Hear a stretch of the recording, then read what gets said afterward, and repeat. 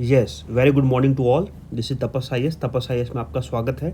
Today is 6 September 2023 and we are going to discuss the Hindu newspaper. So let us start. So पहला news ये है कि supreme court में जो 370 को लेके था, आर्टिकल 370 को लेके, जम्मू कश्मीर को लेके जो था, उस पे ऊपर सुनवाई हो गई है और उसका जो वर्डिक है उसको रिजर्व कर लिया गया है। दोनों साइड से सुना गया है और इसका जब भी कुछ जजमेंट आएगा तो हम आपको डेफिनेटली उसका डिस्कस करेंगे ही।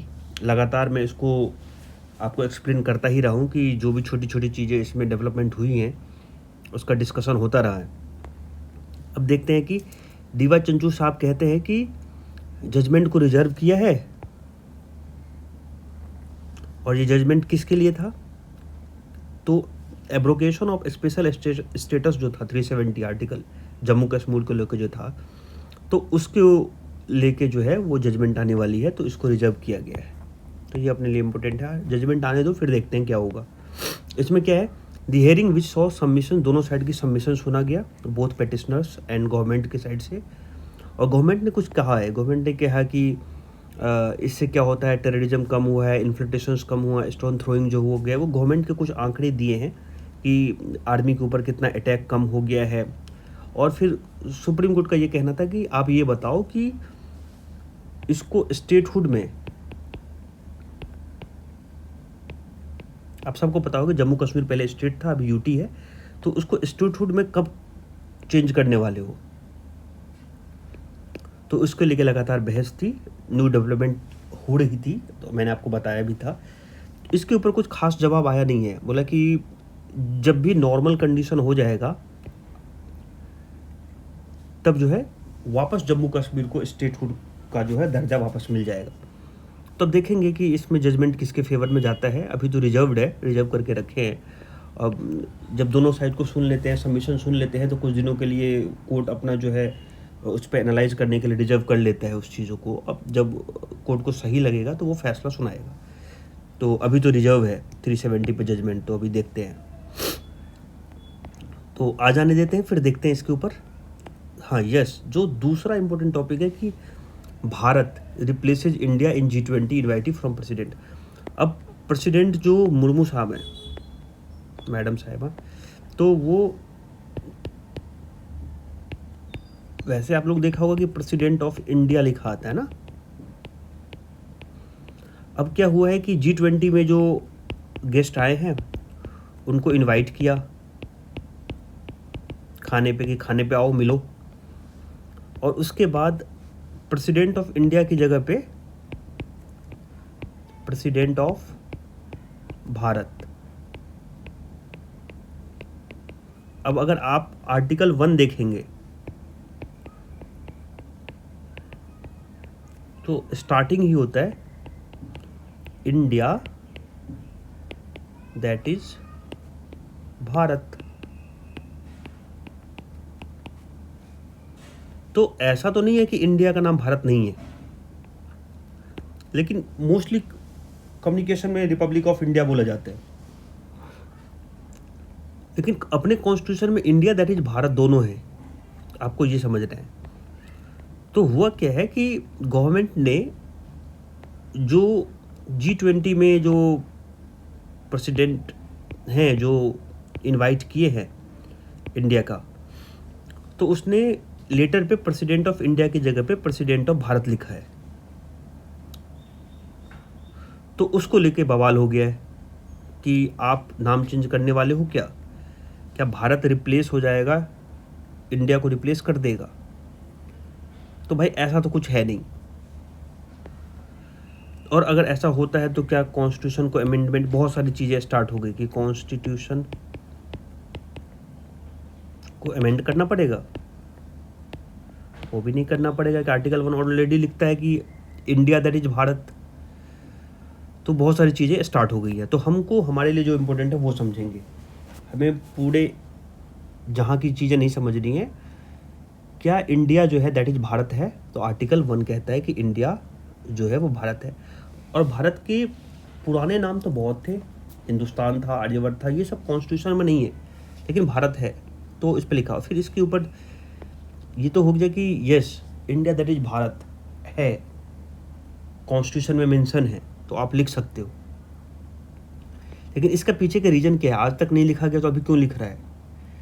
तो अभी आप सबको पता होगा कि जो अपोजिशन है 2024 के इलेक्शंस में, अभी ये कोशिश कर रहे हैं कि एक ग्रुप बनाए हैं जिसका नाम इन्होंने इंडिया रखा है। इंडिया का फुल फॉर्म है कुछ कुछ।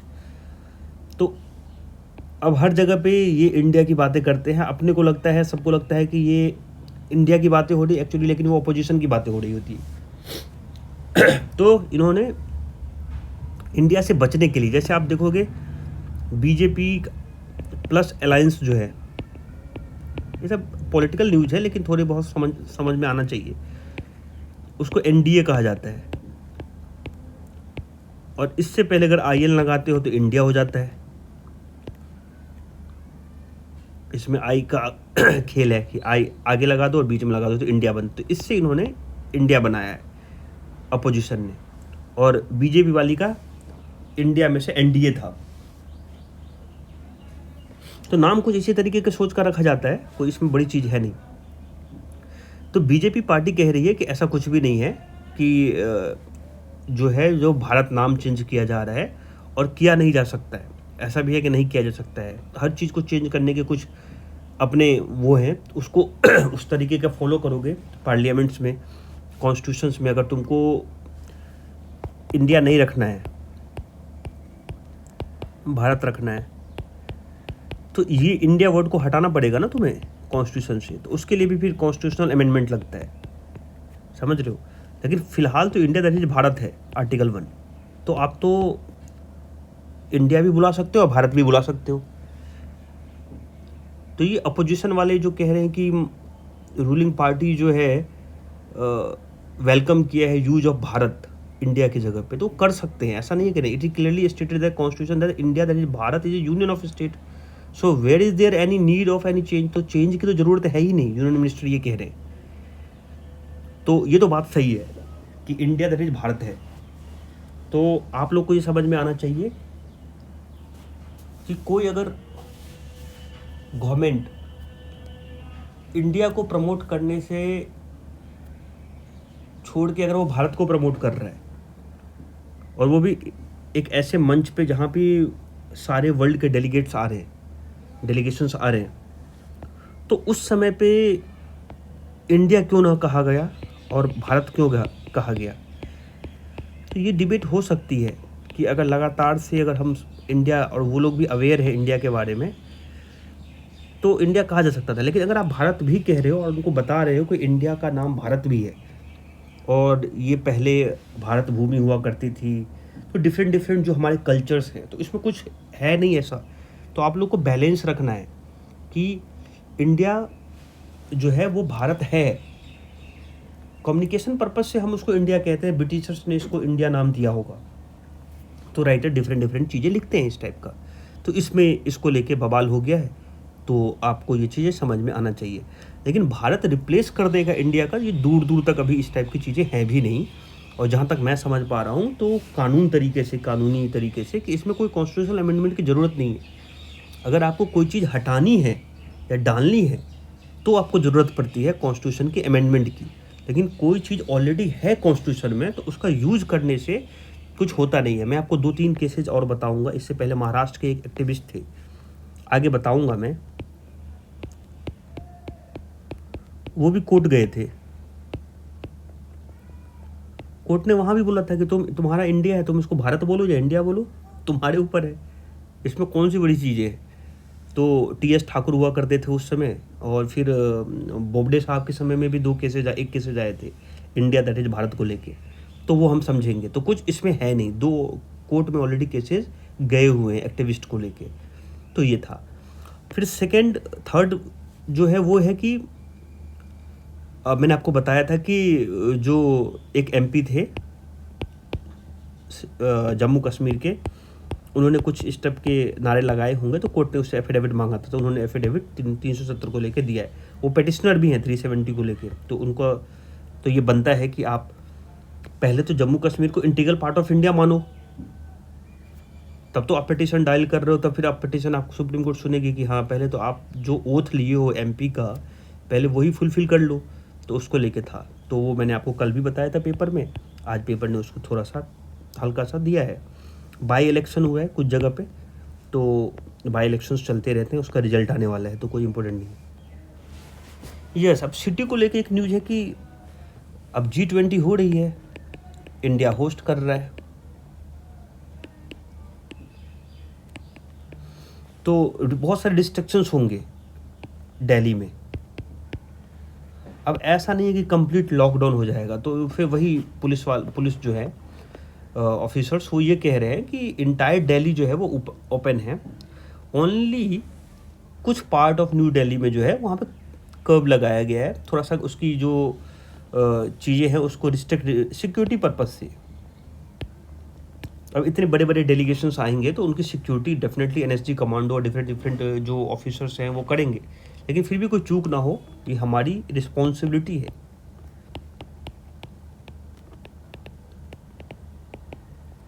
तो उसको लेकर रिस्पॉन्सिबिलिटी है, तो इसीलिए कुछ एरिया को कब किया गया है, तो उसको देख के है। तो ऐसा नहीं है कि अब पूरी दिल्ली बंद हो गई है, तो ये एक रूमर्स चल रहा है, तो पुलिस ने उसको बोला है कि इस टाइप के this is only rumours, so there is no evidence, no fact in that कि whole in Delhi will be shut down या lockdown in coming days. So ऐसा नहीं है।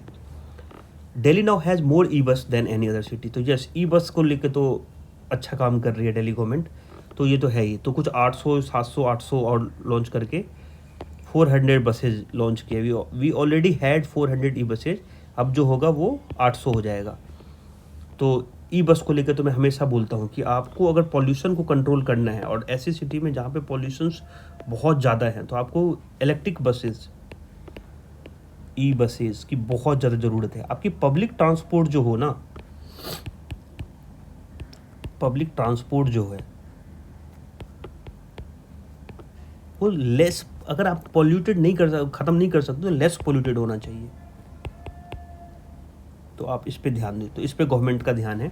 और केवल स्टेट गवर्नमेंट नहीं, डिफरेंट सेंट्रल गवर्नमेंट की तरफ से बहुत सारे ऐसे स्कीम्स चलाए जा रहे हैं जहाँ पे आपको पॉल्यूशंस के ऊपर ग्रिड अप्रोच, आप लोगों को पता ही होगा, बहुत सारे अप्रोचेज है। जब पॉल्यूशंस आएंगे कभी न्यूज़ में तो मैं आपको पढ़ाऊँगा। तो उसमें पॉल्यूशंस को कम करने के किस तरीके से कम किया जाए, इसलिए दोनों गवर्नमेंट की जिम्मेदारी होती है, सेंट्रल गवर्नमेंट और स्टेट गवर्नमेंट, कि आप उसको सही करें।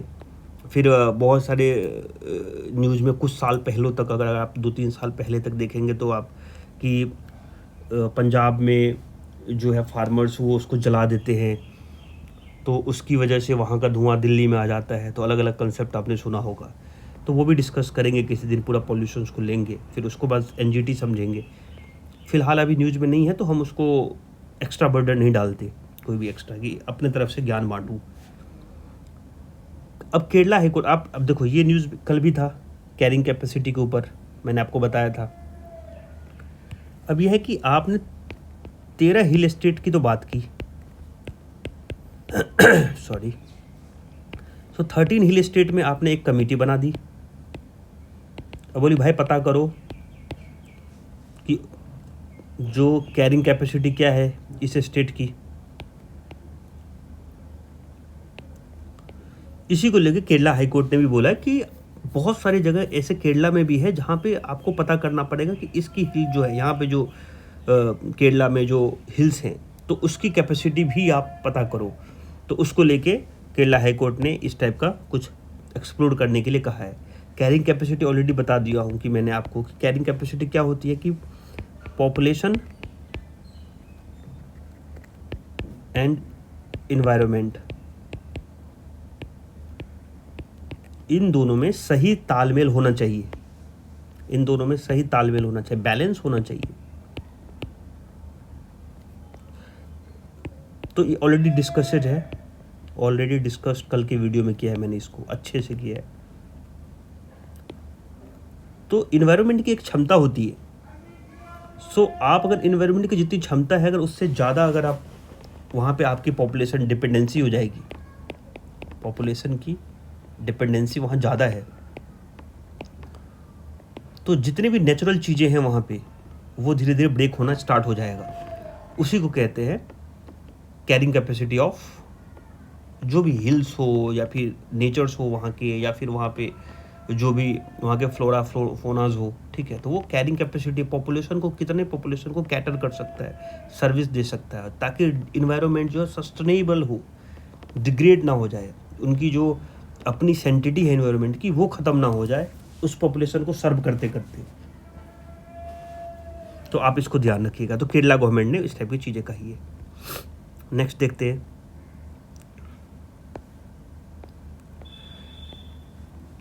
अब ये वन नेशन वन इलेक्शन को लेके अभी पेपर में आएगा, लगातार आएगा, तो आपको घबराना नहीं है, इसके ऊपर पूरा वीडियो बनाऊंगा मैं। लेकिन ये है कि अब केरला के जो सीएम हैं विजयन, वो कह रहे हैं कि इससे क्या होगा। ये कह रहे हैं कि the moves for imposing one nation one election reflect that Sangh Parivar hideous agenda of sabotaging our constitutional values and democratic traditions to consolidate power। तो हमारे कॉन्स्टिट्यूशन के जो प्रिंसिपल्स हैं, वैल्यूज़ हैं, जिसमें डेमोक्रेसी एक बहुत बड़ी चीज़ है,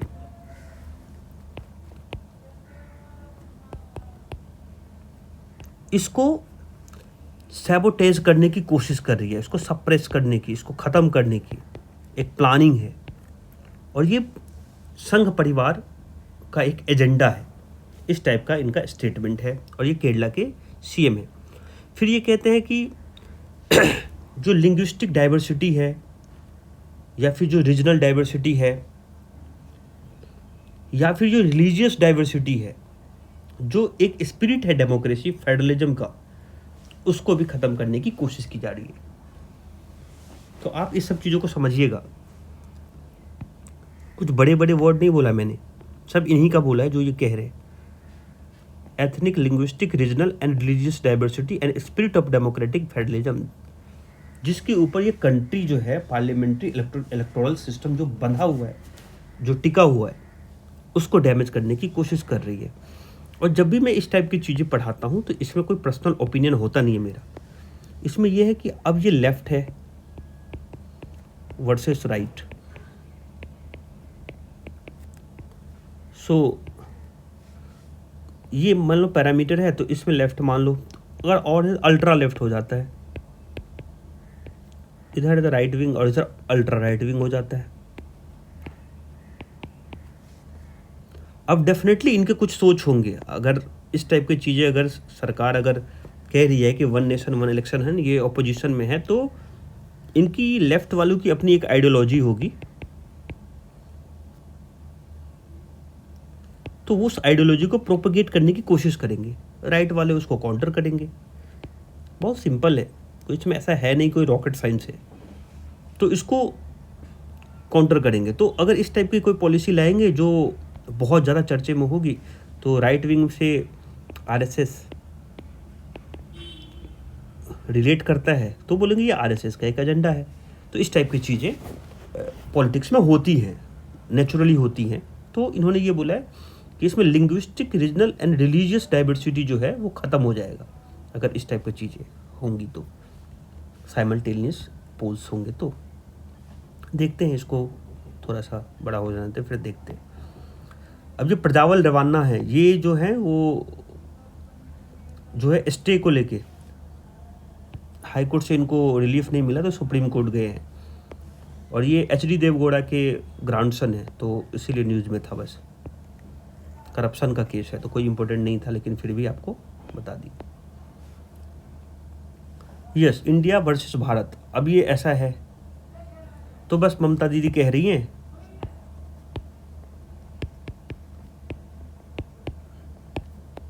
कि भाई अभी क्यों,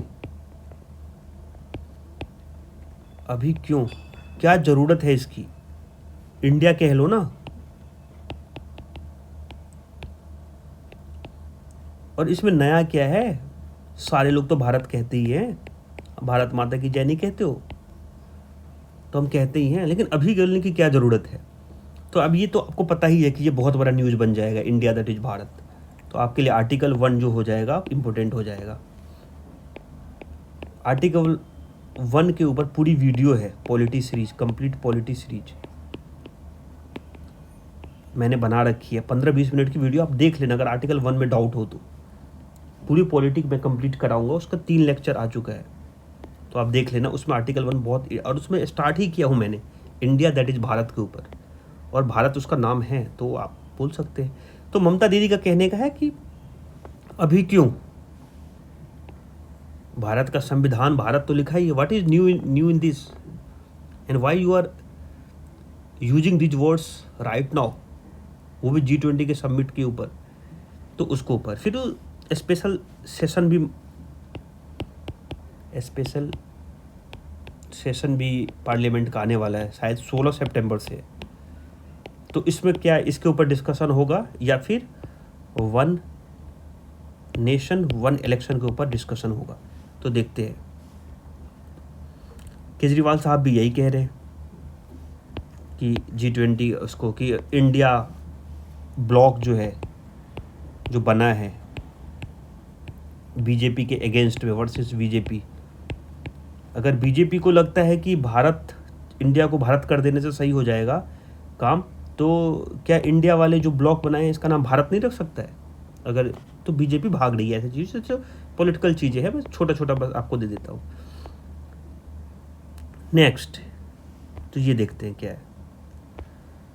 अब ये इसमें वही है जो मैंने आपको बताया है कि इसमें क्या है।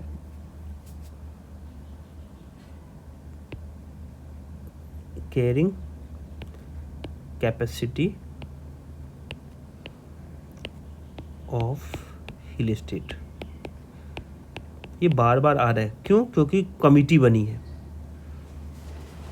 सो DY चंचूड़ ने एक एक्सपर्ट कमिटी बनाई है, कंप्लीट एंड कम्प्रीहेंसिव स्टडी करेगा carrying capacity of Himalaya region को। तो और वो सजेस्ट करेगा कि किस टाइप का इंफ्रास्ट्रक्चर होना चाहिए। मैंने आपको बार बार बोला है कि ऐसा नहीं है कि ये कमेटी पहली बार बन रही है, भाई बहुत बार बना चुके हो तुमने। सेंट्रल गवर्नमेंट बहुत बार आती है नए नए प्लान लेके कि भाई यहाँ से रोड बनाऊंगा, यहाँ से रेलवेज बनाऊंगा, और इन्वायरमेंट को बचाते हुए बनाऊंगा, इन्वायरमेंट को सेव करते हुए बचाऊंगा, प्रोटेक्ट करते हुए बचाऊंगा, इसके साथ बनेगी डेवलपमेंट। सो राइटर भी यही कह रहे हैं कि इंफ्रास्ट्रक्चर से कोई दिक्कत है नहीं हमें। Infrastructure is the need of 21st century, need of 21st century, but at what cost? कौन से कॉस्ट पे? पूरा इन्वायरमेंट खत्म करके, जोशीमठ करवा के, या फिर हिमालय के जो शिमला, कुल्लू, मनाली, या फिर जितने अभी लैंडस्लाइड्स हो रहे हैं हिमाचल में, उसको साथ में लेके? तो नहीं भाई, ऐसा नहीं है। तो राइटर यही कहना चाह रहा है, और मैं आपको बार बार उसको ले लैंग्वेज में समझाता हूँ, मैं पूरा वही पढ़ सकता हूँ, लेकिन आपको ये समझना है कि इंफ्रास्ट्रक्चर्स वर्सेस क्या हो गया इसमें, डेवलपमेंट। सो आप जब भी बोलो ऐसा करो, डेवलपमेंट वर्सेस डिजास्टर, आपको ये डिसाइड करना पड़ेगा कि आपकी डेवलपमेंट की जो मेथड्स हैं वो कितना डिजास्टर प्रोन है। वो क्या आपने ऐसा मेथड चूज कर लिया जिसकी वजह से डिजास्टर जो होने के चांसेस हैं ही? मैंने आपको पिछले बार, आप हमारे वीडियो देखें, हिमालयन ब्लंडर्स, ये मैंने इसका, ये मेरा तपस IAS में जाएं और इसको प्लेलिस्ट में ये इसको देखें। मैंने आपको उस समय बोला था कि गवर्नमेंट ही कह रही है कि 5.5 मीटर के रोड से काम चल जाएगा, तो भाई तुम्हें 10 मीटर बनाने की क्या ज़रूरत है जब इससे तुम्हारा काम हो रहा है?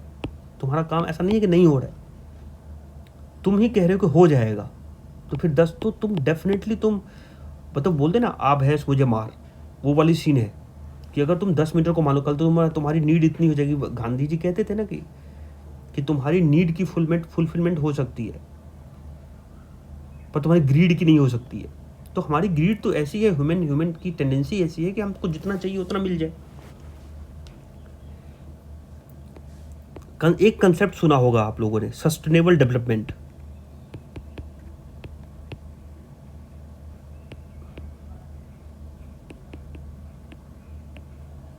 ये करना है आपको कि एक इस तरीके का डेवलपमेंट जहां पे करेंट जनरेशन्स और वर्सेस फ्यूचर में आने वाले जनरेशन्स को कोई तकलीफ ना हो, आपकी भी नीड पूरी हो जाए और उनके लिए भी उसी टाइप की नेचर आप उसको छोड़ के जाओ। ये हमारी रिस्पॉन्सिबिलिटी है ना भाई। तो इसको लेके लगातार इंफ्रास्ट्रक्चर्स को लेके न्यूज़ में है और उसके लिए कमेटी बनाई है। The challenges is between balancing rising population and infrastructure need and the precarious geography. मैं यही आपको समझाया हूँ, आपकी ज़रूरत है, हमारी भी ज़रूरत है, लेकिन एट व्हाट कॉस्ट, कितनी ज़रूरत है। फिर लिखे उत्तराखंड का फ्लड भूल गए क्या, 2013 वाला, सुप्रीम कोर्ट ने वहाँ भी कमेटी बनाई थी, किसको, हाइड्रो पावर प्रोजेक्ट को लेके, वहाँ भी कुछ नहीं हुआ, वो भी फेल हो गया। रोड वाइडनिंग का काम चलता रहा, माउंटेन का जो साइड है वो तुम तोड़ते रहे, कर्व करते रहे, तो ये सब चीज़ें टोपोग्राफी चेंज करते रहे। तो इसको लेके इसके ऊपर पूरा वीडियो बना चुका हूँ मैं, हिमालयन ब्लंडर्स के नाम पे। आपको थोड़ा भी डाउट हो वहाँ जाके देख लो, डिस्क्रिप्शन में लिंक भी डाल दूंगा मैं। जोशीमठ मैंने आपको समझा दिया कि कैसे जोशीमठ को छेड़ा गया है, पूरे एरिया में दरारें पे दरारें दिख रही हैं, लोग इतने डरे हुए हैं कि अपने घर छोड़ के चले गए। तो ये एक तो spark A debate, conflict between infrastructure development and ecology. तो मैं आपको जो समझाया सिंपल लैंग्वेज में, तो आपको जब भी इस टाइप की चीज़ें आपको समझनी हो ना, तो आप करें क्या, मेंस पर्सपेक्टिव से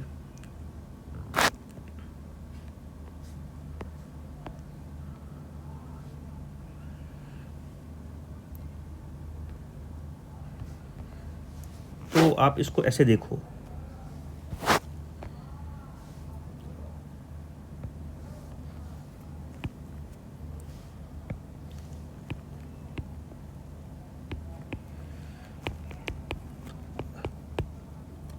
डेवलपमेंट वर्सेस इकोलॉजी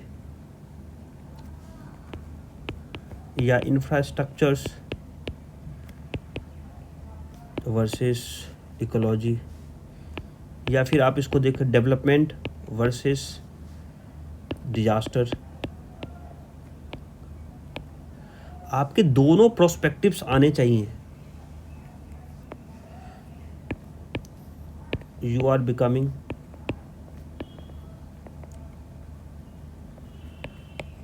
IAS, और आप लोगों में से बहुत सारे लोग ऐसे होंगे जो अगर कम उम्र में सेलेक्ट हो गए तो इन्वायरमेंट मिनिस्ट्री में सेक्रेटरी तक जाएंगे। तो जब आप यहाँ पहुँचेंगे तो ये आपका एक रिस्पॉन्सिबिलिटी है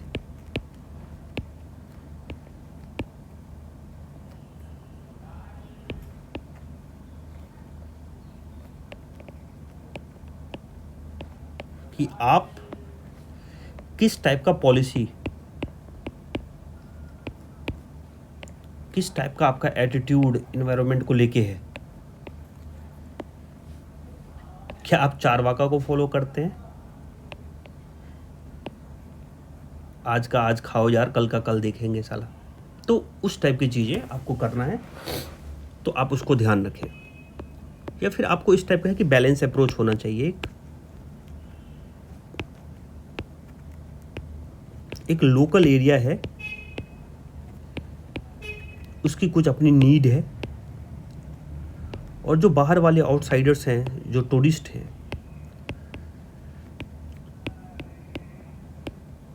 उनके लिए भी तो नुकसान है। अगर आप सोच के देखो, थोड़ा सा ज़्यादा हो रहा है लेकिन ठीक है, आप एक बार सोच के देखो, टूरिस्ट उसी प्लेस पे जाता है जहाँ पे उसे सेफ लगे, बहुत अच्छा नेचर हो, मान लो नेचर अच्छा है उत्तराखंड का, जम्मू कश्मीर का और अलग अलग जगहों का, हिमाचल प्रदेश का मान लो, लेकिन यहाँ लैंडस्लाइड्स आ रही है, अर्थक्वेक आ रहा है मान लो, तो आप, या फिर बाढ़ आ रही है, बहुत नेचुरल कैलामिटी की बात कर रहा हूँ मैं, तो यहाँ पे लोग जाने से बचेंगे, और जाने से बचेंगे तो आपका टूरिस्ट इकोनॉमी है वो आपकी रिड्यूस हो जाएगी, तो ओवरऑल इकोनॉमी पे आप पे इम्पैक्ट पड़ेगा। तो इसको देखना है, तो इसीलिए इन्वायरमेंट को सेफ, उसको प्रोटेक्ट करना हमारी रिस्पॉन्सिबिलिटी हो जाती है, और इसीलिए ये इम्पोर्टेंट भी माना गया है। ब्रिक्स के लेकर लगातार आपको मैंने बता रखा है, ब्रिक्स के ऊपर भी आपको मैंने अलग से वीडियो बना रखा है, ब्रिक्स के लेकर अलग सी वीडियो बनी हुई है, ये भी तपस IAS के चैनल पे आप देख सकते हैं। सो न्यूज में क्यों है, तो 15th ब्रिक्स समिट्स हुई है जोहान्सबर्ग में, आप सबको पता है, साउथ अफ्रीका में है। तो इसमें कुछ कंट्री जो है उसकी एंट्री हुई है, तो 6 कंट्री जिसमें जो है ऐड हुआ है, 6 कंट्री। उसमें कौन कौन से हैं, ईरान है, सऊदी अरेबिया है, तो कुछ जो है वो अफ्रीकन से उठाया गया है, कुछ है जो अमेरिकन कंट्रीज हैं, और कुछ जो है वो अरेबियन कंट्री हैं। तो United Arab Emirates UAE, Iran और सऊदी अरेबिया, ये वेस्ट एशिया से लिया गया है 3, और इजिप्ट एंड इथोपिया, आप दोनों को पता है, हॉर्न ऑफ अफ्रीका जिसको बोलते हैं, इजिप्ट एंड इथोपिया, ये दोनों यहाँ से लिया गया है, और अर्जेंटीना जो है वो लैटिन अमेरिका से लिया गया है। तो कुल मिला के ब्रिक्स को एक्सपैंड किया गया है। ब्रिक्स को रिलेटेड सारी न्यूज़ मैंने आपको बता दी, लेकिन फिर भी ये लिख रहे हैं तो मैं आपको कुछ लाइन आप फिर से समझाता हूँ। ब्रिक्स में और क्या है, तो न्यू डेवलपमेंट बैंक है। ब्रिक्स में और क्या है, कंटीजेंट रिजर्व अरेंजमेंट है। अगर मान लो कि आपको बैलेंस ऑफ पेमेंट का दिक्कत हुआ, तो आप CRA करके है यहाँ, कंटीजेंट रिजर्व अरेंजमेंट है, तो ब्रिक्स कंट्री आपस में वो बैलेंस ऑफ पेमेंट का प्रेशर जो है उसको वहाँ से पैसे लेके सही कर सकता है। उसके बाद न्यू डेवलपमेंट बैंक है इंफ्रास्ट्रक्चर प्रोजेक्ट के लिए, तो आप न्यू डेवलपमेंट बैंक के पास जाएं, वो आपको पैसे देगा, इंफ्रास्ट्रक्चर आप कर सकते हैं। NBD जो है न्यू डेवलपमेंट बैंक जो है, तो वो ऑलरेडी 96 प्रोजेक्ट को दे रखा है, और 33 बिलियन, ये इंपॉर्टेंट नहीं है, लेकिन हाँ इंफ्रास्ट्रक्चर से रिलेटेड कुछ भी चीज़ें हैं तो ब्रिक्स कंट्री आपस में ही NDB से लोन ले लेती है। अब ये वेस्ट डोमिनेटेड जो इंटरनेशनल इंस्टीट्यूशन थे पहले, वर्ल्ड बैंक या फिर IMF हो गया, या यूनाइटेड नेशंस या फिर सिक्योरिटी काउंसिल्स हो गया, या फिर WTO हो गया, उसको चैलेंज किया गया था। इसमें वेस्ट डोमिनेटेड, वेस्ट के ज़्यादा उस पर डोमिनेंस था, तो इनका डोमिनेंस ज़्यादा था वेस्ट का। वेस्ट मतलब आप समझ रहे हो ना, USA, UK, फ्रांस, तो इन लोगों का बहुत ज़्यादा इस पर डोमिनेंस था, और वो IMF हो या वर्ल्ड बैंक हो या फिर WTO हो या फिर सिक्योरिटी काउंसिल हो, उनमें इनका स्टिक ज़्यादा चलता था। तो ब्रिक्स ने 2009 के बाद किया क्या, खुद ही धीरे धीरे अपने आप को फंड देना स्टार्ट किया, और फिर धीरे धीरे अपना बैंक बनाया, ठीक है। फिर उसके बाद कंटीजेंसी से रिलेटेड एक वो बनाया कि बैलेंस ऑफ पेमेंट का क्राइसिस होगा तो कैसे सॉल्व करेंगे। अब धीरे धीरे ब्रिक्स जो है वो स्ट्रैटेजी के ऊपर में जा रहा है, अब अपने आप को धीरे धीरे एक्सपांड करने की कोशिश कर रहा है कि कैसे हम, बहुत सारी चीज़ें मैंने ऑलरेडी ब्रिक्स की वीडियो में बना रखा हूँ, तो डेली उसी वीडियो को रिपीट करने में थोड़ा सा वो लगता है कि अननेसेसरी मैं वो चीज़ आपको ना रिपीट कर रहा हूँ, रेदर देन कि मुझे ऐसा कि हर एक नई चीज़ आपको बताऊँ हर दिन एक।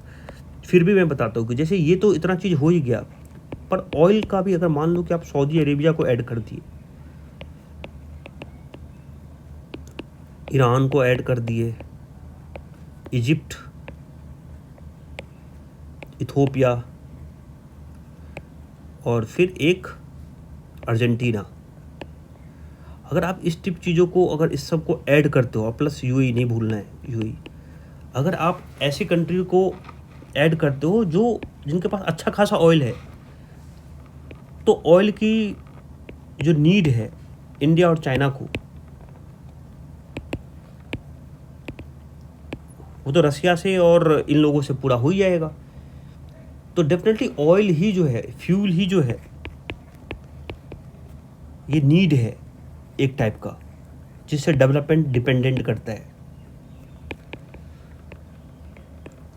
दो आपके पास सोलर एनर्जी है, बहुत सारे आपके पास जो थर्मल पावर प्लांट हैं, लेकिन इस सब के लिए आप इसको थोड़ा सा, आप इतना ज़्यादा डेवलपमेंट नहीं आया कि आप हर चीज़ सोलर पे डिपेंडेंट हो सकते हैं। आपको फ्यूल लगेगा ही, अभी तो कुछ 20-30 साल तक तो लगना ही है। तो फ्यूल डोमिनेटेड जो कंट्रीज़ हैं उसको ब्रिक्स में एंट्री मिलना, इसका मतलब ऑयल के ऊपर आपका पकड़ होना। ले लैंग्वेज में समझो, इसमें बहुत सारे राइटर ने बहुत सारी चीज़ें लिखा है, ऑयल स्ट्रैटेजी है, ये है, वो है, आपको नहीं समझना है। आपको ये समझना है कि इस कंट्री की ज़रूरत क्या है भाई। फिर राइटर लिखते हैं कि सोचो, जीडीपी का फिर वो गेम दिखाते हैं कि अगर इतने % आएंगे ब्रिक्स में तो 46% ऑफ वर्ल्ड पॉपुलेशन हो जाएगा, एंड ग्लोबल जीडीपी का 31.5% पीपीपी में और 37% में अदर्स में उसमें आ जाएगा। पीपीपी में 31.5% से बढ़ के 37% हो जाएगा। तो अगर हो ही जाएगा, सिंपल सा लॉजिक है कि ब्रिक्स है,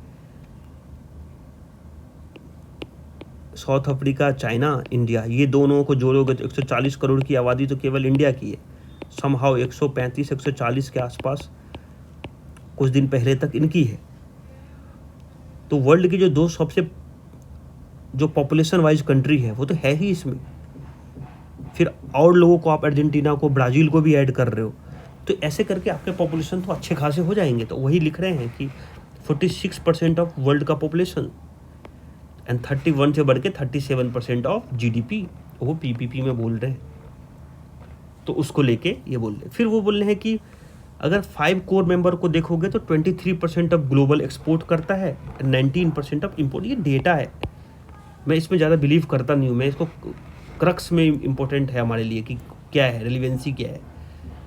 फिर अगर मैं इनको ऐड कर दूंगा, इन 6 कंट्री को ऐड कर दूंगा, तो 3.7% से और 3% से जो हमारे जो एक्सपोर्ट और इंपोर्ट हैं वो बढ़ जाएंगे।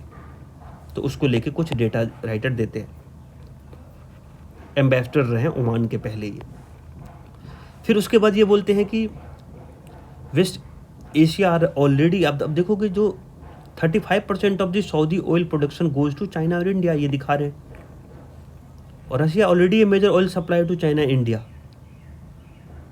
तो 35% तो सऊदी जो हैं वो तो जा ही रहा है चाइना और इंडिया को। तो अगर ये अब आ ही जाएंगे यहाँ पे इसमें तो एक्सपांशन करने में, तो इसमें कोई ऐसा नहीं है कि इनके साथ संबंध खराब हैं तो ये अच्छे से ब्रिक्स के लिए नुकसान है। अच्छी बात है कि ऑलरेडी वो सर्व कर ही रहे हैं इस कंट्री को, और उसमें मेंबर होने के बाद और अलग तरीके से सर्व करेंगे। फिर इजिप्ट, इथियोपिया को लेके ऐसे ही, कि अर्जेंटीना को लेके ऐसे ही कि सेकंड लार्जेस्ट इकोनॉमी है। तो कुछ अपने अपने रीजन राइटर्स लिखते हैं, तो इतना इम्पोर्टेंट है नहीं हमारे लिए। फिर ब्रिक्स में कुछ और भी प्रॉब्लम है, वेस्ट एशिया का अपना कुछ प्रॉब्लम है, तो उसको लेके लिख रहे हैं राइटर कि यूनाइटेड नेशन की सेंट्रलिटी है। यूनाइटेड नेशन में जो है सेंट्रलिटी है, वहाँ पे कुछ ऐसा नहीं है कि सबके व्यूज़ सुने जाते हैं। फिर वेस्ट एशिया का अपना प्रॉब्लम है, सीरिया हो गया, येमेन, पैलेस्टाइन को लेके। ईरान न्यूक्लियर एग्रीमेंट अभी भी न्यूज़ में है। और फिर war in Ukraine and global terror. तो ये सब कुछ चीज़ें ऐसी हैं जिसकी वजह से कुछ प्रॉब्लम्स भी हैं ब्रिक्स में। ये सब इनके हर्डल्स हैं जिसको, चैलेंजेस को फेस करने पड़ेंगे। So this is all about expansion of BRICS. तो आप समझ लो कि पहले 5 थे, अब इसमें 6 ऐड हो रहे हैं। और फिर ये बहुत सारी कहानियाँ कि 40 कंट्री ने अप्लाई किया था, 22 ने तो लेटर भेज दिया था, उसमें से 6 को सिलेक्ट किया है। तो वो सब ज़्यादा आपको सोचने की ज़रूरत नहीं है। आपके लिए जो इम्पोर्टेंट है वो बताता हूँ मैं। नेक्स्ट, यस, ये मैप देखो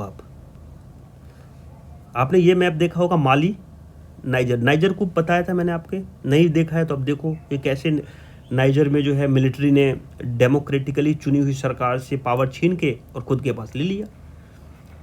माली और बुर्किना फासो का भी यही हाल है भाई। अब ये सब सारे जो है ना अफ्रीकन कंट्री हैं, इसीलिए मैप पे आप देख लो। सो इनका तो ठीक है, नाइजर इनका भी समझ गया और इनका भी समझ गया। ये तीन कौन है? ये तीन ऐसे हैं जहाँ पे इस्लामिक मिलिटेंसी जो है वो ज़्यादा है। तो इससे बचने के लिए मिलिट्री अपने हाथ में पावर ले लेती है, समझ रहे हो? तो मिलिट्री अपने हाथ में पावर ले लिया, तो यहाँ तक तो ठीक है। और इसके कुछ अलग ही रीजन है। वो नाइजर कूप का जो वीडियो देखोगे ना तो समझ में आ जाएगा मेरा।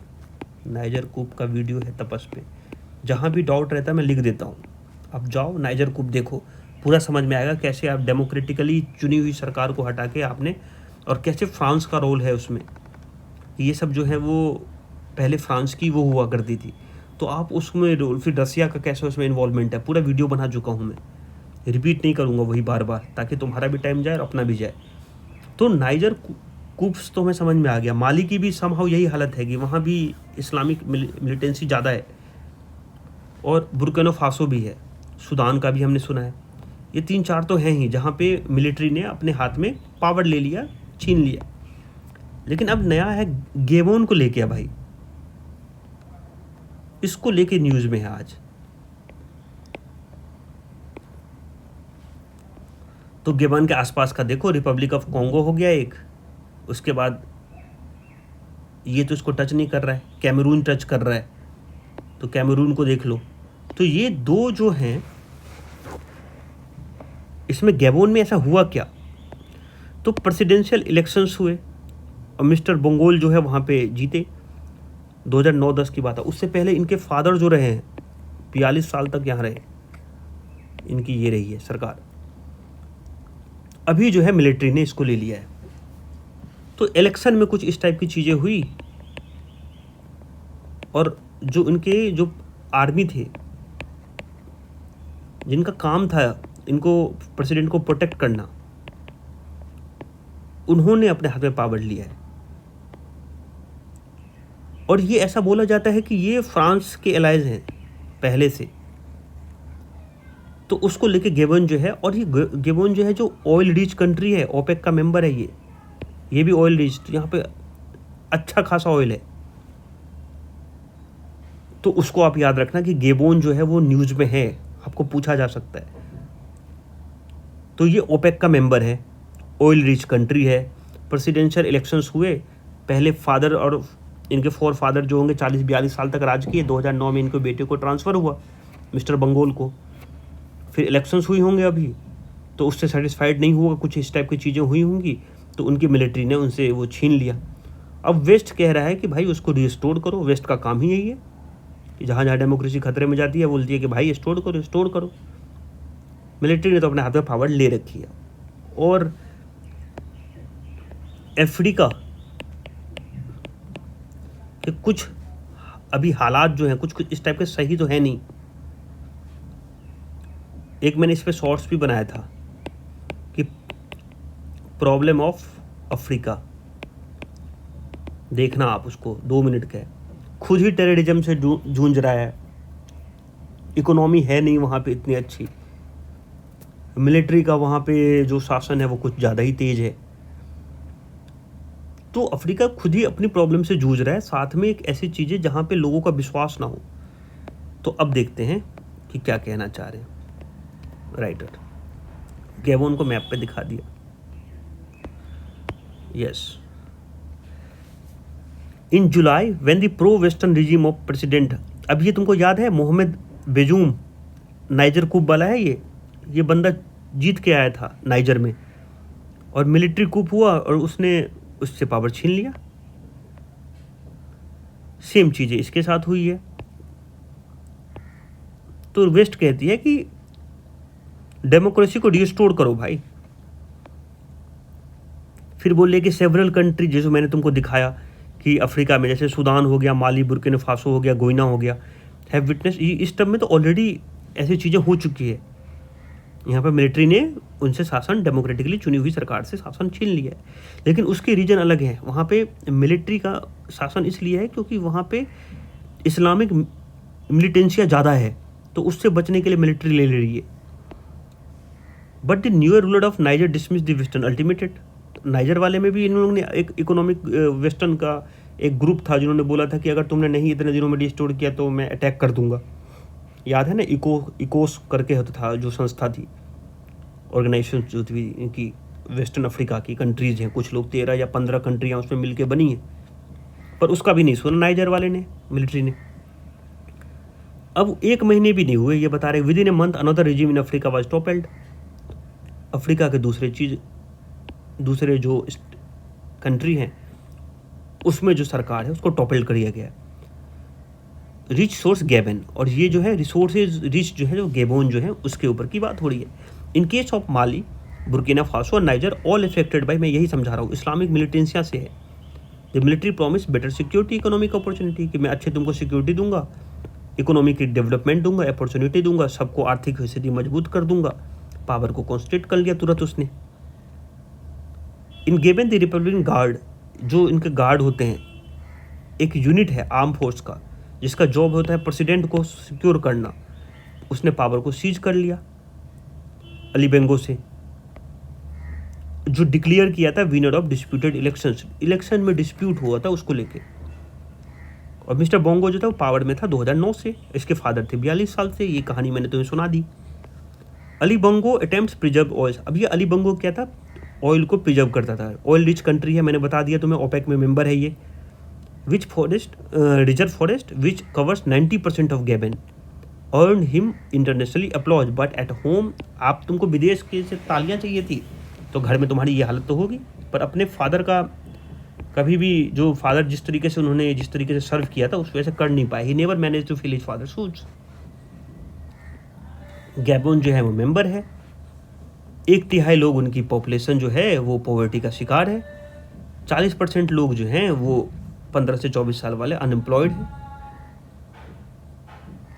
और ये जो है फ्रेंच प्रोटेक्शन से बिजनेस को फेवर करता है, तो फ्रेंच का भी रोल है। तो this is all about Gabon. So अभी बोल रहे हैं कि ये ऐसा क्यों हो रहा है, अफ्रीका में लोग मिलिट्री को पावर दे रहे हैं, तो वो ये 1-2 रीजन लिखते हैं कि ट्रेडिशनल रिजीम जो है प्रेशर को, रिस्क टेकिंग, आर्मी जो होते हैं रिस्क टेकिंग लेते हैं आर्मी के जनरल्स, कि मैं तुमको इस्लामिक मिलिटेंसी से बचा दूंगा, तो लोग बोलते ठीक है तू ही ले ले पावर भाई। फिर दूसरा बोलता है कि कूप ऑल्सो कंटिनेंट चेंजिंग, अब क्या है, एक से प्रेरित हो रहे हैं, अगर एक जगह पे होता है जैसे माली में हुआ, बुर्किना फासो में हुआ, तो चलो गेबोन में कर लेते हैं, तो उससे वो मोटिवेट हो रहे हैं। तो ये भी चीज़ें हैं। तो this is all about गेबोन। Next, तो ये आपको मैप में देख लेना, इसको न्यूज़ में देखना कि कौन कौन से कंट्री को टच करता है, क्या इसके कैपिटल्स हैं। तो ये 3 चीज़ें, niger, Mali, Burkina Faso, Sudan and गेबोन, उसको याद रखना कि कहाँ है। पता चला वेस्टर्न अफ्रीका से ईस्टर्न अफ्रीका मार के आ गए तुम लोग। न्याय संहिता बिल तो लगातार मैंने आपको पढ़ा दिया है, तो कोई इंपॉर्टेंट नहीं लगा मुझे। अब ये नॉर्थ ईस्ट को लेके है, तो इसको लेके देखिए, अब फॉरेस्ट कंजर्वेशन अमेंडमेंट एक्ट 2023 आया था, सबको पता है, बार बार पढ़ाया हूँ कि फॉरेस्ट को अमेंड किया गया, फॉरेस्ट बिल को।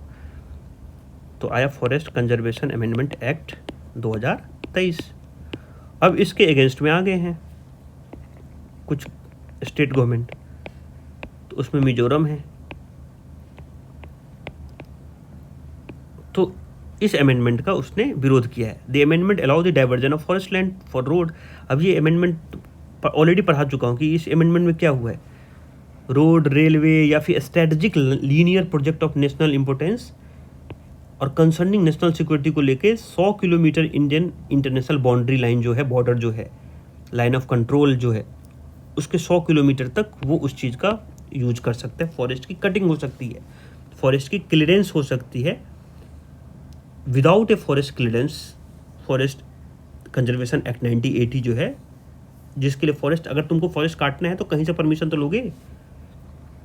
तो without a forest clearance under जो है फॉरेस्ट एक्ट 1980, आप उसको नेशनल और स्ट्रेटेजिक लीनियर प्रोजेक्ट के लिए, नेशनल इंपॉर्टेंस के लिए, नेशनल सिक्योरिटी के लिए आप उसको कट कर सकते हो। तो उसको लेके मिजोरम ने, त्रिपुरा ने और सिक्किम ने, जो कि भारतीय जनता पार्टी के गवर्नमेंट हैं या फिर उनके एलाइज हैं, अपोज किया है। तो इसीलिए न्यूज़ में है। अब ये इसलिए है क्योंकि मिजोरम जो है या नागालैंड हो गया, नागालैंड और मिजोरम या फिर कुछ नॉर्थ ईस्ट की स्टेट्स हैं, उसको एक स्पेशल स्टेटस मिला हुआ है। 371 याद है तुम लोग को? 371 से ए से लेके देखना, ABCDEFG ऐसे करके देखना, तो उसमें स्पेशल स्टेटस है कुछ स्टेट्स को, तो वो इससे रिलेटेड है कि उस स्टेट के कुछ अपने कल्चर्स हैं, उस स्टेट के कुछ अपने ट्राइबल्स पॉपुलेशंस हैं, कुछ वहाँ पे जो चीज़ें होंगी वहाँ पे वहाँ का कस्टमरी लॉ चलता है। तो उसको अगर इस टाइप की चीज़ें छेड़खानी करोगे तो उसको वहाँ की ग्राम सभा से पहले परमिशन लेना पड़ता था, वहाँ के कस्टमरी लॉ को फॉलो करना पड़ता था, तो इस टाइप की चीज़ें थी। सो वही कह रहा है राइटर कि फॉरेस्ट कंजर्वेशन अमेंडमेंट जो एक्ट है applicable to the north east, special constitutional protections हैं। आर्टिकल 371 ए नागालैंड के है, आर्टिकल 370G जो है वो मिजोरम के पास है, जो प्रोहिबिट करता है application of any law enacted by parliament, एक कोई ऐसा कानून जो पार्लियामेंट बनाती है दैट इम्पिंजेज नागा या मिजो कस्टमरी लॉ। जो नागा या मिजो के कस्टमरी लॉ हैं उनके मान लो कस्टमरी लॉ है कि मैं बरगद के पेड़ को पूजा करूं और तुम बोलोगे बरगद के पेड़ को काट दूंगा, तो वो तो फिर आएंगे ना कि उनकी कस्टमरी लॉ बोलते हैं कि बरगद पेड़ उनके लिए भगवान है। तो उनके कुछ कस्टमरी लॉ हैं, अगर पार्लियामेंट अगर उसमें कुछ इम्पिंज करती है और तो जो प्रोसीजर होगा, जो ownership and transfer of land होगा, रिसोर्सेज होंगे, उसमें उसके कस्टमरी लॉज को ध्यान में रखा जाएगा। And such law can be extended to these state, ये स्टेट में तभी लागू होगा जब यहाँ के लेजिस्लेटिव असेंबली एक रेजुलेशन पास करेगी। तो इसको लेके न्यूज़ में आ गया कि आपने तो जो ला दिया तो आपने तो यूनिलैटरली लिया, तो स्टेट का परमिशन तो लिया नहीं, तो स्टेट ने आपको रेजुलेशन पास नहीं किया, तो स्टेट बोल रही है कि अगर तुम इस टाइप की चीज़ें करोगे तो हमारी तो पूरी वही ख़राब हो जाएगी, जो इन्वायरमेंट है वहाँ का ख़राब हो जाएगा और वहाँ के जितने भी ट्राइबल्स हैं उसको दिक्कत होगी। तो इस सब चीज़ों को लेकर फिर बहुत बहुत बड़ा सा फिगर दिया गया है जो हमारे लिए इम्पोर्टेंट बिल्कुल नहीं है, जो इम्पोर्टेंट है वही समझाऊंगा। फिर ये बोल रहे हैं कि सबको पता है कि मिजोरम पहले यूटी था, बाद में 53rd अमेंडमेंट के बाद इन कॉन्स्टिट्यूशन में मिजोरम जो है स्टेट बना। Adding article 371G of the constitution उसमें डाला गया और स्टेटस, स्पेशल स्टेटस मिजोरम को दिया गया। It stipulate that all central act in force before 1986 are extended to the state including FCA। Moreover the power of autonomous ADC जिसको बोलते हैं autonomous district council in the 3-6 schedule area Mizoram don't extend. अब इसमें ये है कि अब 6 schedule area में भी है, तुमको वो समझो।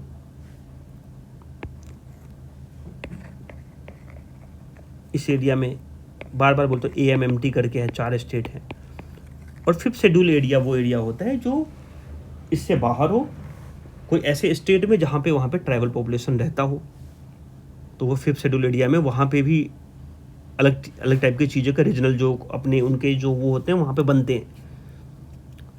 तो ये अरुणाचल प्रदेश हो गया, फिर त्रिपुरा हो गया, असम हो गया, मेघालय हो गया, इन्होंने भी ऐसा नहीं है कि कभी जो है वो फॉरेस्ट कंजर्वेशन को लेके जो उन्होंने क्लियरेंस नहीं दिया है, लेकिन अब तो ये कह रहे हैं कि बॉर्डर से लेकर 100 किलोमीटर अंदर में तो बहुत सारे स्पेसेज आ जाएंगे, बहुत सारी जगह आ जाएंगे।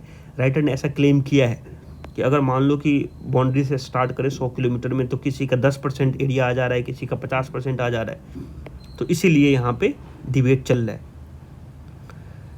अब ये वही चीज़ें हैं कि वो जो मैं बता रहा हूँ कि over million hectare of forest have been diverted national wide under FCA since 1980। Divert किया गया है, तो उसको देखने की ज़रूरत है।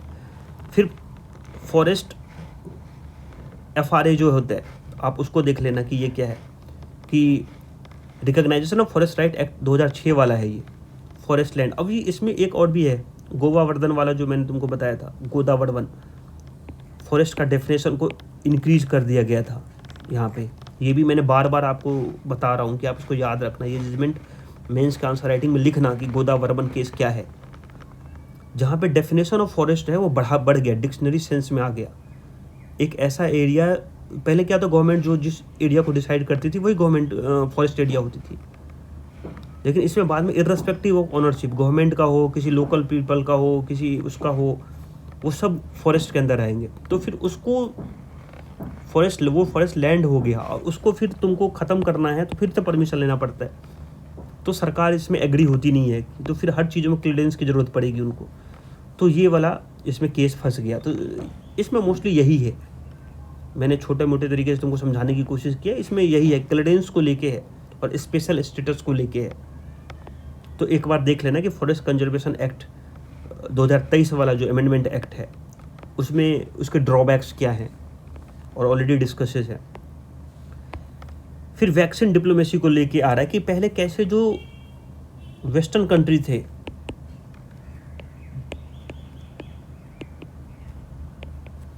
वो वैक्सीन को टूल्स की तरह यूज करते थे। अब 70 की दशक याद करो कि पोलियो, स्मॉल पॉक्स, ये सब हुआ, लेकिन मैं दवाई नहीं दूंगा तुम्हें। समझ रहे हो?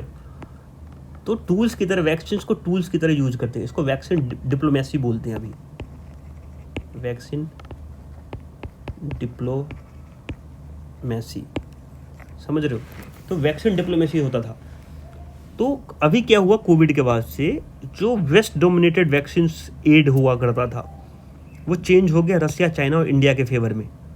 ये नॉन वेस्टर्न पावर हैं, ये एशियन पावर्स हैं, इंडिया और चाइना, एशिया, और रसिया भी यूरोपीय और एशिया का दोनों का पार्ट है।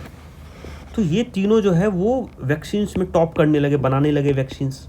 किसी के पास टेक्नोलॉजी अच्छा है, किसी के पास मैन पावर अच्छा है, किसी के पास दोनों अच्छे हैं, कोई किसी का R&D बहुत अच्छा है। जैसे रसिया का रिसर्च एंड डेवलपमेंट देखोगे तो बहुत अच्छा हो। इंडिया का रिसर्च एंड डेवलपमेंट में कम पैसे लगते हैं, लेकिन इंडिया के पास प्रोडक्शन ज़्यादा है, प्रोडक्शन ज़्यादा कर लेता है। और चाइना के पास जो अपने जो फार्मास्यूटिकल्स मटेरियल्स हैं वो सब हैं, वो ज़्यादा है। तो तुम ये देखोगे तो ये तीनों जो है अलग अलग, जैसे इन्होंने स्पुतनिक बना लिया, फिर इंडिया ने कोविशील्ड बना दिया, ठीक है। तो ये इस टाइप का होना। और फिर इनकी मेथोडोलॉजी भी अलग है। राइटर कह रहे हैं कि रसिया के पास नहीं है तो रसिया टेक्नोलॉजी ट्रांसफ़र कर देता है कि चलो मेरे ऊपर R&D है तो मैं टेक्नोलॉजी दे दूंगा तुम्हें, मुझे बस इतना % चाहिए, या मुझे जो भी उसका जो ट्रेड का जो भी कंसेप्ट होंगे। तो उसने अपनी टेक्नोलॉजी को ट्रांसफ़र करना स्टार्ट किया। तो वो चीज़ें हैं, तो आपको वो देखने की ज़रूरत है। और इंडिया जो है वो बोलता है कि मेरे पास टेक्नोलॉजी नहीं है, टेक्नोलॉजी लेके फिर उस प्रोडक्शन, मास प्रोडक्शंस करता है। और फिर जो डेवलपिंग कंट्री है उसको ह्यूमैनिटेरियन ग्राउंड पे, जैसे बांग्लादेश हो गया, जैसे नेपाल को उसने दिया, तो वो दिखा रहा है कि नेपाल को कैसे हमने मदद किया, बांग्लादेश को कैसे हमने मदद किया वैक्सीन देके। एक टाइप का सॉफ्ट डिप्लोमेसी हो गया ये, डिप्लोमेसी। तो उसको लेके है कि कैसे वैक्सीन जो भी है वो भी जो है बहुत बड़ा पार्ट है। तो आप एक बार ये देख लेना। तो इसमें यही है कि कैसे जो है कोल्ड एरा में ऐसा बोला जाता है कि स्मॉल पैक्स और उसके लिए, पोलियो के लिए कि वैक्सीन आएगा आएगा आएगा, वेट कर रहे हैं लोग, अब पोलियो से मर रहे हैं। अभी कोविड के समय में 1 साल के अंदर में हमने इतने सारे रिसर्च कर लिए, इतने सारे वैक्सीन बांट दिए ह्यूमैनिटेरियन ग्राउंड पे, और कुछ लोग तो पैसे भी कमाए इसमें भी। तो उस बेस पे तो एक समय पे आपको, जैसे इंडिया का भी है, जैसे SSI है, सीरम इंस्टीट्यूट है, तो इंडियन गवर्नमेंट किसी को फ्री दे रही है और ये इनको पैसे में बेच रहा है किसी को। तो पैसे भी कमाना है और साथ में हेल्प भी करनी है, दोनों है, अदरवाइज फिर इकोनॉमी रन नहीं होती है। So this is all about. और कुछ है? और तो सब अभी यहाँ पे इंडोनेशिया गए हैं, एशियन समिट है, तो उसमें ईस्ट एशिया समिट भी करेंगे वहाँ पे, फिर वापस आ जाएंगे मोदी जी। जकार्ता गए हैं। और जो म्यांमार को मिलने वाली थी वो अभी नहीं मिलेगी म्यांमार को, 2026 वाली, याद रखना। 2026 वाली जो एशियन समिट होगा वो फिलीपींस को मिलेगा। म्यांमार में तो खुद ही क्राइसिस चल रहा है, तो कैसे दे देंगे उनको, तो वो वाला है, ठीक है। इंडिया कह रही है कि यूनाइटेड नेशन को कि मणिपुर पे ज़्यादा बोलो मत, ठीक है, वो हमारा खुद का मामला है और हम देख लेंगे, और अब हम उसमें कर भी रहे हैं अच्छा। फिर जिनपिंग साहब नहीं आए तो डेलिब्रेट सिग्नल्स है इंडिया को और वेस्ट को, तो ऐसा है क्यों नहीं आए। ब्रिक्स समिट किए, ब्रिक्स समिट में गए, लेकिन तुमको G20 में नहीं आए, तो तुम क्या सिग्नल क्या देना चाहते हो? तो उसको लेके हैं। इंडिया दैट इज़ भारत जो है वो इंटरचेंजेबल है। अभिषेक सिंह भी साहब कह रहे हैं, लीगल एक्सपर्ट्स हैं, ठीक है, तो वो कह रहे हैं कि कर सकते हो, इंडिया दैट इज भारत है, आर्टिकल 1, वही चीज़ें मैंने आपको बताई, आर्टिकल 1 है, इंटरचेंजेबल है, वो चेंज किया जा सकता है वोट। ऑलरेडी जो इंडिया दैट इज भारत पे 2 बार CGI के पास गया है, मैंने आपको ऑलरेडी बता दिया है, TS ठाकुर और बोबडे के साहब, उन्होंने बोला भाई यूज़ करो ना, इंडिया का नाम भारत है, तुम यूज़ करो, क्या दिक्कत है। आदित्य 11 जो है वो नया ऑर्बिट में गया, वो धीरे धीरे इसका कंसेप्ट बढ़ता जाएगा धीरे धीरे, तो वो है। सेंटर ने साइन, एजुकेशन मिनिस्टर ने, मिनिस्ट्री यूनियन एग्जीक्यूटिव जो यूनियन एजुकेशन मिनिस्टर्स होते हैं उन्होंने साइन किया एडोब के साथ। एडोब फोटोशूट का वो है, फोटोशॉप का एक PDF फोल्डर टाइप का बनाता है, तो वो एक उसके साथ बच्चों के साथ सिखाएगा उसको लेके कि 2027 तक में मैं टीचर और उसको एडोब एक्सप्रेसवे बेस्ड करिकुलम चलाऊँगा। गवर्नर का ऑर्डर से परेशान है ममता दीदी, ये बोल रही हैं कि फंड बंद कर दूंगा अगर गवर्नर का ऑर्डर माने तो ये है। जो बिडेन साहब आने वाले हैं और उनकी वाइफ जो है वो कोविड पॉजिटिव हो गई है, तो लेकिन ऑल्दो ये निगेटिव है, जो बिडेन साहब निगेटिव हैं, कोविड निगेटिव है, आ सकते हैं इंडिया। फ्रेंच में वही चल रहा है, गर्ल्स को मुस्लिम लोग पहनने देना है कि नहीं पहनने देना है। म्यांमार से एशियन का 2026 वाला छिन गया और फिलीपींस को चला गया एशियन समिट्स। क्रेमलिन में मिलेंगे पुतिन साहब और जिम किम जो है, तो ये नॉर्थ कोरिया के हैं किम, और ये है यहाँ पे UN ने थोड़ा सा समझाया है कि भाई जो इथोपियंस के लोग हैं उसको मत भेजो, सॉरी इंडिया के लोग हैं उनको मत भेजो यहाँ से, क्योंकि वहाँ पे ऑलरेडी जो कंडीशंस हैं वो ख़राब है उनके नेचुरल होम में, तो ऐसे समय पे नहीं भेजते हैं। इसको बोलते हैं रिफॉलमेंट। रिफॉलमेंट याद रखना, रिफॉलमेंट का मतलब होता है कि returning someone to countries where they could face torture, वो वहाँ पे वो टॉर्चर खुद ही फील करेंगे, क्रूएल्स या इनह्यूमेंस या डिग्रेडिंग ट्रीटमेंट्स, तो ऐसे समय पे आपको नहीं भेजना चाहिए, ये इंटरनेशनल लॉ के खिलाफ होता है। So this is all about today paper. Have a nice day, thank you so much.